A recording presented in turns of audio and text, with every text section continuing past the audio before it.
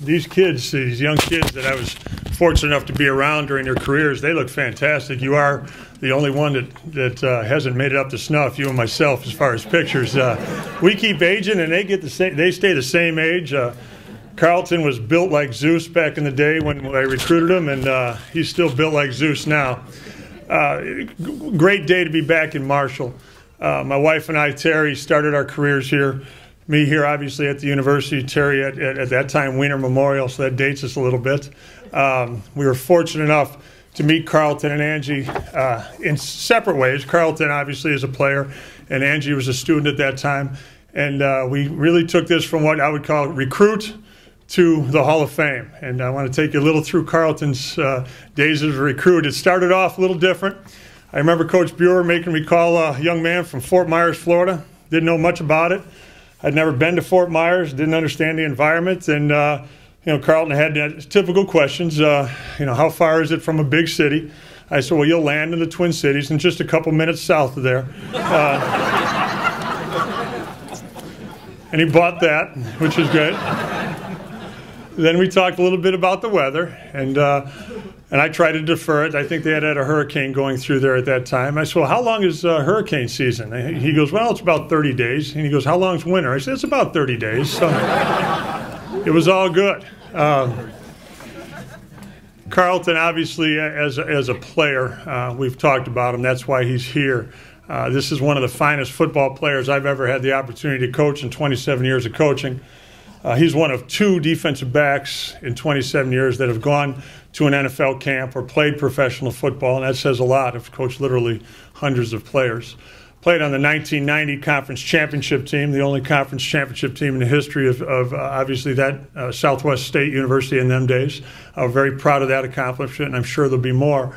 But that was a team that was a lot of grit and a team that overcame a lot of adversity getting there, because we were always told down here we couldn't do things. You can't win down in Marshall, Minnesota, and it's obviously evident looking at the basketball team and the tennis and the volleyball and football that it can be done. And because of young men like Carlton Lance, it was accomplished. As a player, this is a young man, I was always my go-to guy. I was a defensive coordinator, and I would sit and we'd analyze game film, and we always knew that we could lock down one side of the field with Carlton Lance, because if they threw to that side, he's either going to get his hands on it or he's going to knock somebody out trying to.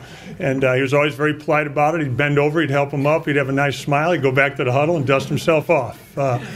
This is a young man that played in the NFL for a little while, made it to the last cut his first year with the Houston Oilers, and then started his coaching career after he finally got cut the last time, I believe, by the San Francisco 49ers. I think they brought in a guy by the name of Deion Sanders at that time, and Carlton entered Deion. I think Carlton exited after that and came to work for me as a coach at University of Wisconsin Stout.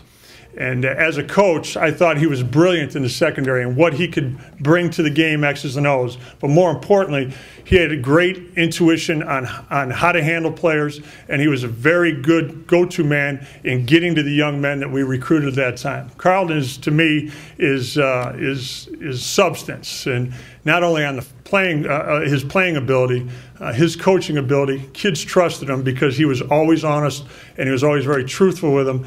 And he also understood where they came from because he had just recently played. After coaching with us, he came down here and coached down here, I believe under Kurt Strassheim, and had a lot of fun in the coaching aspect, and decided to go from coaching down to the world of business, which, obviously he's done extremely well here. Him and his wife Angie are in Marshall now and stayed here. They raised their boys here, and he's gone, basically come full circle. You go from recruit to player to coach, not a community member. I'm very proud of Carlton Lance. Obviously, there's been a couple of key moments in our life, and very, very rarely as a coach do you get this close with someone. Usually they go their separate ways, and Carl and I have always seemed to be able to hook up, whether it's coaching together. He comes down and watches our games now down in Vermilion with his family. We stay in touch via many different ways. He's obviously very busy now with his young kids, and he's seen my two boys, raise them and grow up with them, and it's been very important to me. And in football, when you coach literally hundreds of players, to have a young man that you played for you, you recruited, he played for you, and then to have the two most important aspects. Number one, I was in Carlton Lance's wedding, Carlton and Angie's wedding, which I'm very proud of, and now inducting him into the Hall of Fame. This is an important day for Carl. It's a great day for this university, the city of Marshall, and it's a great day personally for myself. So from recruit to the Hall of Fame, I give you Carlton Lance, Hall of Famer. I've always said about Ed Meyercourt, he's kind of what he just said there. Is coach, mentor, great friend. He was in my wedding. Has now introduced me into the Hall of Fame here at Southwest State, Minnesota. So I'm just very honored to have him as a part of my life. And his kids, Reed and Chase and T, they've been very special people to me and have always, when I came to school here from from Fort Myers, Florida, not really knowing, what I was getting myself into. Like I said, Ed did a great job of recruiting me. I wish to this day I had the pamphlet. And maybe Hugh, you might remember the pamphlet you had with it was a picture taken outside in the dark, and it had the bubble, and it had a couple of city lights around it.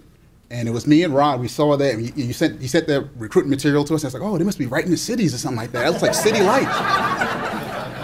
So I'll get to my whole first day down here and stuff like that. But I just want to thank you, Ed, and love you. Thank you so much.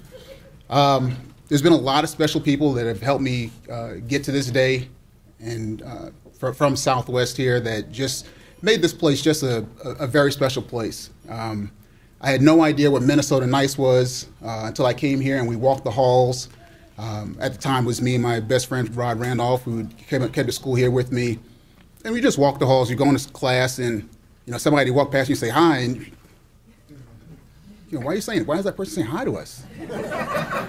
Honestly, Carolyn said it. You just, wherever you're at, you don't have that kind of people who just say hi to you for no reason and just want to say hi, just saying hi to you. It was a definite time in my life where we had to adjust to coming up here and being around a different community, or more of a community setting, where people actually cared about what you were doing and actually had a sense of family up here in the community. It's and again, Janae said it, where you would be out in the community and somebody said, well, when's your next game? How'd you do this game? Or, it was a very good feeling of community. Ever since I was told about this, the honor from Kelly, it's just been awesome. I had nothing but memories come up from the past when I started thinking about, okay, what can I say? What should I say about everything? Well, Ed kind of touched on it. My first day up here. First day, we fly to the Twin Cities, and again, the whole premise is we think we're somewhere near the cities. We had Springman and Spellman. Springman was a defensive end for the team at the time, and Spellman was a linebacker. And they come pick us up in the Twin Cities. They take us to a Twins game. Like, oh, this is okay. Go to a Twins game. So they get us in the car, and it's at night. It's at night. We fly in during the day, but it must have been a midday game. But by the time we get in the car and are heading back, it's nighttime. So me and Rod get in the back of the car, and we're like, okay, well, got our stuff. Okay, let's go. So me and Rod, we're in the car and we're riding for a little bit, and we kind of doze off a little bit and wake up and just look. It's dark, so I'm just like, there's a couple of lights out there, a couple of lights. It was like, I hit Rod. How far out? No, it's like, I'm asleep.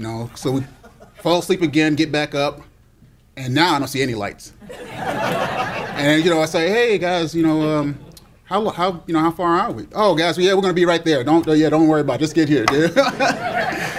So anyway, long story short, get here. At the time, it was the place, not Halter Villa, but somebody would remember the apartments right across the street. There was a Trident. Thank you, Trident Apartments. So we wake up the next morning and we're gonna go go outside and, we're going to report for camp or whatever. So we go outside and there's a cornfield across from them. I mean, just a cornfield. It was just, and me and Rod, we kind of not try to, look so surprised. We're like, where are we, man? I mean, I don't see any stadium, I don't see any football field. I'm like, but that's Ed got us here and coached us up. That was the beginning of it, and I tell you what, it was just a great time here. I can't say it enough. Just so many memories of the first and only loss that we had at Backey Field against Minnesota Morris, who was actually a power at that time. I remember playing against Northwestern Iowa in Iowa. I think my first cold game, and they didn't have spandex at that time for you young guys over there in the basketball team.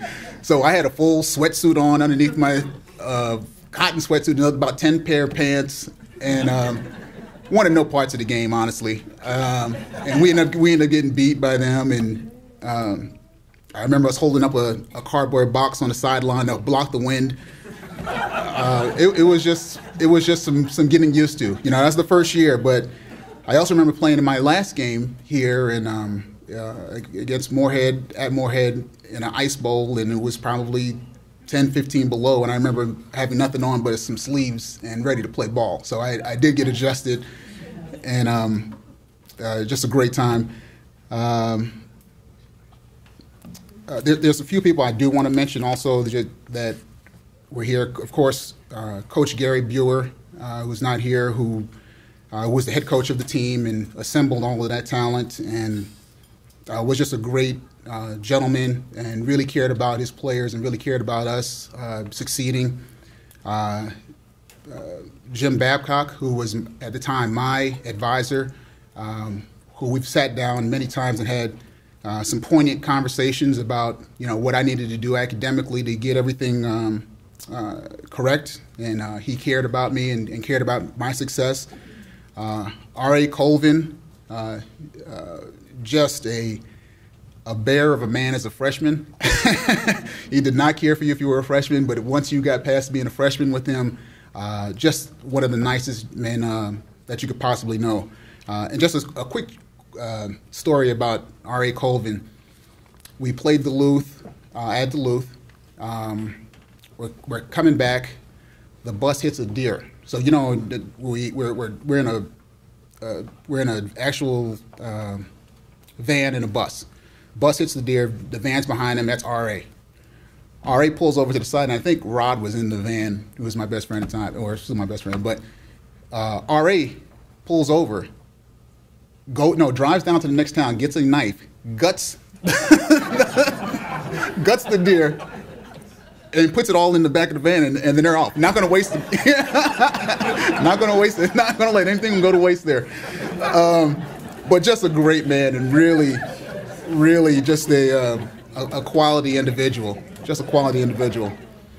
I also like to say something about Ronnie McLaughlin, who just recently passed away.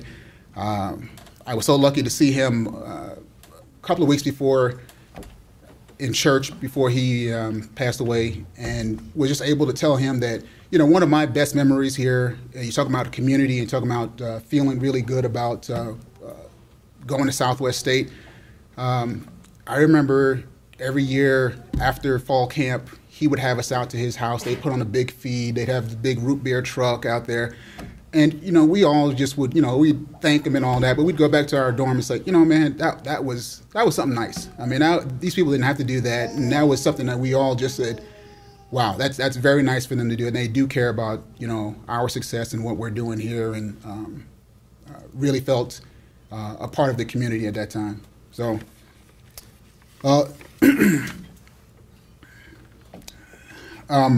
again, this honor is a culmination of a lot of people, and I feel like I've been very lucky and blessed to have in my life. I would be very hard pressed to not talk about the guys who I played with, because without them, there's no way that I could have done, any of the things that I've done here today. One of the the people that's also not here is my high school coach, John Weber, who would there's no way I would be here without him. He got me on the path. I'm a first-generation college student. He got me on the path to go. Sorry.